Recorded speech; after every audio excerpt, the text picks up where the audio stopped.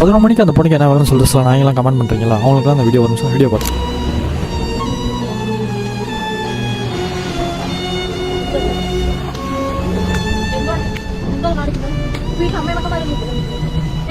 இப்போ சொல்லு. இந்த பொண்ணு ஒன்றும் எங்கே தனியாகவும் போகல, பப்ளிக் டிரான்ஸ்போர்ட்லன்னா பப்ளிக் இருக்கிற இடத்துல தான் அந்த பொண்ணு ட்ராவல் பண்ணிக்கிட்டு இருக்கு. இந்த மாதிரி இடத்துல ஒருத்தன் கூட தைரியம் ஒன்று டச் பண்ணுறான்னா, நீங்கள் சொல்கிறீங்களா இந்த மாதிரி ஜாலரை அடிச்சுக்கிட்டு அந்த பொண்ணுக்கு என்ன வேலை அப்படி இப்படின்ட்டு. இந்த மாதிரி நீங்கள் ஜாலரை அடிக்கிறனால இந்த மாதிரி நாய்கெல்லாம் என்ன பண்ணுறானுங்க, அட்வான்டேஜ் ஓவராலாம் எடுக்கிறானுங்க. ஒன்று புரிஞ்சுக்கோங்கடா தற்கூறிங்களா. நீங்கள் இந்த மாதிரி எப்படின்னா அந்த பொண்ணுங்களை தப்பு சொல்லிட்டு எப்படின்னா அவங்களுக்கு ஜஸ்டிஃபை பண்ணுறீங்க. ஒன்று புரிஞ்சுக்கோங்க, இந்த மாதிரி நீ ஜஸ்டிஃபை பண்ண அவனுங்க எப்படின்னா அட்வான்டேஜ் தான் எடுப்பானுங்க. அது எப்படி ஒருத்தவங்கள எப்படின்னா தனியாக இருந்தால் கெடுக்க தோணுங்க சொல்லு. கெடுக்க தோன்ற அளவுக்கு எப்படின்னா அவ்வளோ தைரியம் இருக்கா என்ன? பைத்தியக்காரங்க மாதிரி பேசாதீங்கன்னா. குடிக்கிற இடத்துல அந்த பொண்ணுக்கு என்ன வேலை அப்படின்னு கேட்குறேன். குடிக்கிறதுக்கு தான் அந்த இடம்னு யாரும் உங்கள் அப்பா கொடுத்தானா? சும்மா இஷ்டத்துக்கு பேசிக்கிட்டு இருக்கானுங்க என் கமெண்ட்லேயே வந்து.